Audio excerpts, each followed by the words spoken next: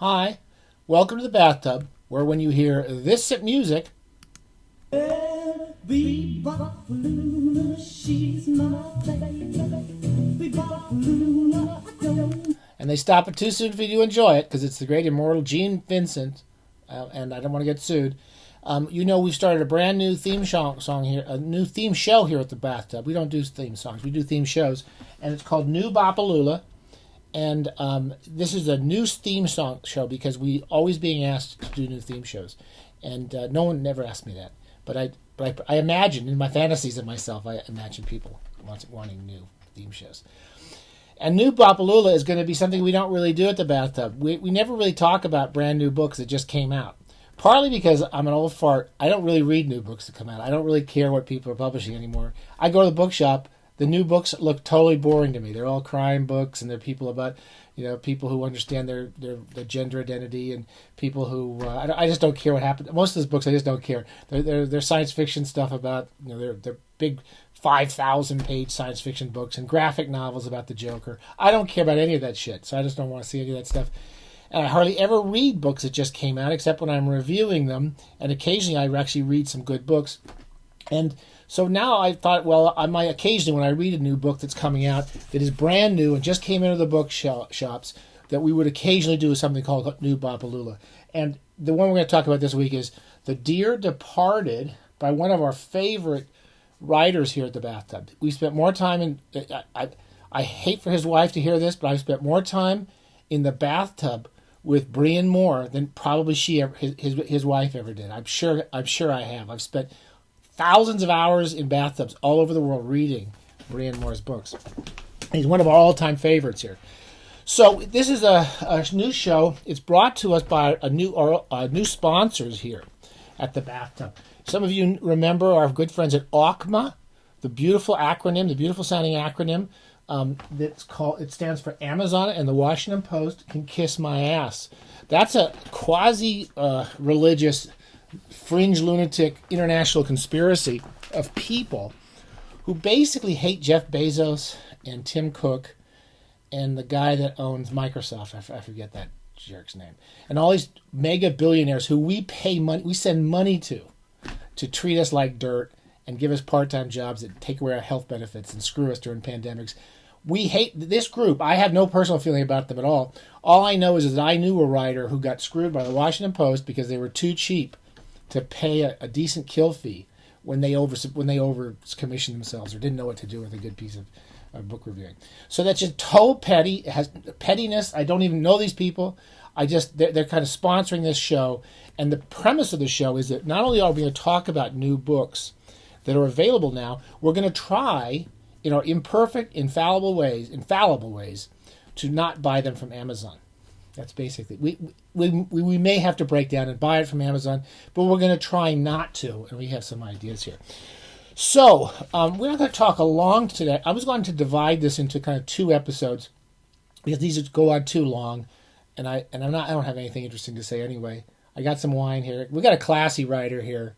We're not reading one of these, detective novels or something that I usually read, or all the nonsense, old 60s science fiction that I was growing up with. We're actually reading a good, classy writer, so I brought some decent red wine here. And I'm not going to talk too much about the book, except that this just came out. It's a very interesting little book. It's only 100 pages. I'll give it all the basic facts. It's 100 pages. It is called the Selected Short Stories of Brian Moore. Brian Moore was one of the great all-time novelists for people who take baths. I don't know if he was great for the Literary Academy. I don't think most literary people ever heard of him because they're too stupid to read good books. But I'll talk a little about that in my companion piece here.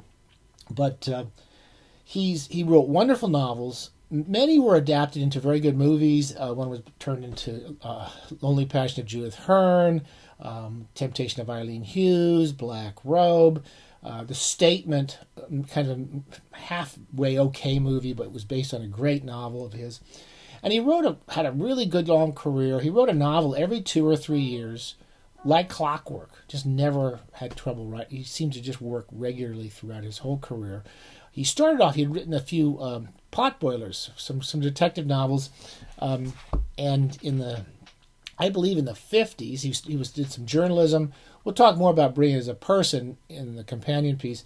But he was kind of one of those rare people who's just a novelist. He knew how to write a novel like nobody's business. All of his novels are worth reading. Each one, I've said this in the past, we probably talk about Brian Moore, Richard Yates, and George Simenon more than any other writers here at the Bathtub, and with good reason. These are the ones who I spent most of my life reading. Every one of his novels is worth reading. Now, unusually, most novelists write short stories. Sometimes they're not very good at them, and sometimes they might be even terrible at them, or sometimes, they write lots of good Richard Yates wrote good novels and short stories. Brian didn't really write many short stories.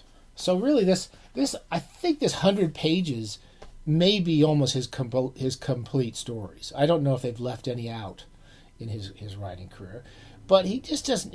Wasn't a main interest to him. I read one or two of these stories before they came out. It just came out this last month from Turnpike Books in Belfast. This is one of those OCMA entities who's very appreciated by OCMA because they're a small publisher working out of Belfast. The editor tends to publish Northern Ireland writers, I believe, and Irish writers. I don't know the rest of their list, but I think they did a lovely job with this. It's a beautiful little book. It's beautifully set. It's a lovely job they did on it. It's been released as a paperback original, and it has, I think, maybe 8 or 10 stories in it. Now, I had read one or two of these stories and liked them, but at the same time, I never was. I didn't know what I'd think when I read Brian's short stories because I thought of him such a novelist, and I have to say I really enjoyed reading it. And that's my entire review. I really had a good time reading this book. I had read one or two of the stories before. One of the things I like about short story collections, by the way, and short story writers, is they try different things. Brian Moore did that as a novelist. Each one of his novels is somewhat different from the other one. And he knew that form, and he played with it every time. Good short story writers play around with the form of the short story. They try different types of stories all the time, and I like that about a good writer. And this one is no exception. I mean, there's, for example, while Moore wrote some kind of fantastic novels in his life, some of my favorite, such as Fergus, which is a great ghost story, or the Great Victorian Collection, which is one of my favorite fantastic novels. He mostly was known as writing kind of realistic novels, late in life kind of political realistic novels.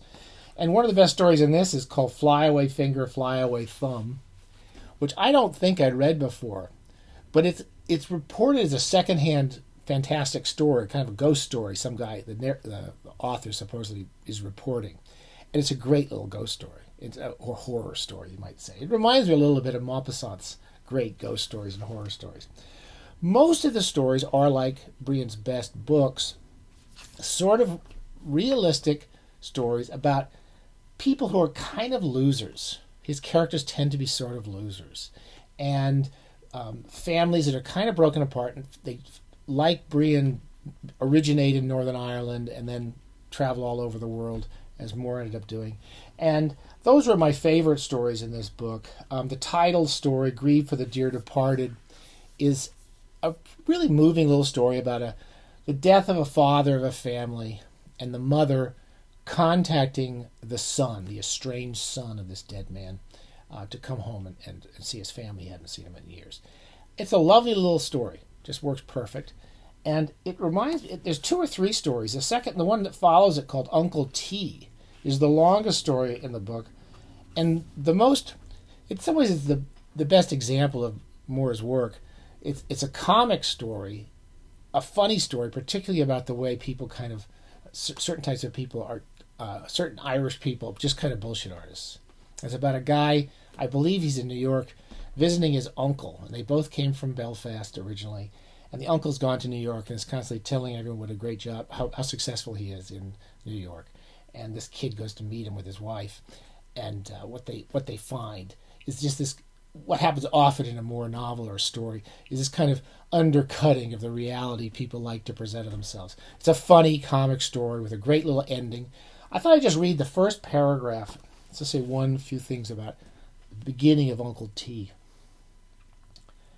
Vincent Bishop, standing at his hotel room window, saw, in momentary reflection from the window pane, a nervous young man with dark eyes and undisciplined black hair. Above Times Square, the sky hemorrhaged in an advertising glare. His reflection dissolved. He turned away. "Are you nearly ready, Barbara?" he called. Now, it doesn't seem like that's not like you're reading a passage from Pynchon, or you're reading this kind of this rich kind of complicated Salman Rushdie like sentence. What Moore was always great at was doing all the technical stuff just perfectly, and he gets that opening sentence. We know so many things about that story: who we're with, who the point of view is, where we are. We've got visuals, and we're in a moment in time. And Moore does those technical things so well, so regularly, that it's just always a pleasure to read him and reread him. The short stories are wonderful. So this is a book you really should go out. You may really want to get this. I would suggest if you haven't read Moore's books, you should read one of his novels first, or read several of his novels.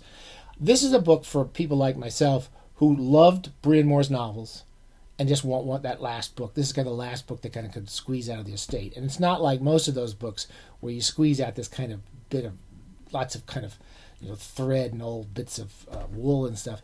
They're perfect little stories. It's a lovely little book of short stories. If you like the form of the short story, you should enjoy this. So that's our main thing. It's a wonderful book. If you like short stories, you should get it as well. But read the Moore's novels first. I have this, one of my favorite old box sets, an old Granada. It has some of the great Brian Moore novels. Lonely Passion of Judith Hearn, The Temptation of Eileen Hughes are two of my favorites. But their main job is to try to buy it from someone that doesn't have anything to do with that jerk Bezos or the Washington Post owner. www.noalibis.com. Noalibis.com. It's a Belfast independent bookshop. It's in the UK. You'll pay a couple more bucks than if you buy it from those idiots at Amazon. But we're hoping that they treat their part-time staff better than Bezos does. And in the US, it hasn't really been released properly in the US. It's not the publisher's fault. It's just part of the logistics of international selling of books. Bookdepository.com. I can't vouch for them. They've got to be better than Amazon in terms of treating their workers, but who knows? Tell me if it's worse. Bookdepository.com does have a decent price on that book, and you can buy it online. Turnpike Books Belfast is the actual publishers. Let's look at their website, see what kind of stuff they're doing. If you like Irish fiction and Irish literature, they're a small publisher who really deserve all our support. And that's all I gotta say. People from OCMA, keep sending me those messages that they sneak these messages to me under rocks, or they passenger pigeons come through my window with these messages from this shadowy organization. But we'll do some more new books soon, and we'll try our best not to buy from creeps who treat us and our families terribly. Okay, happy bathing. The Dear Departed. Selected short stories by the great Brian Moore.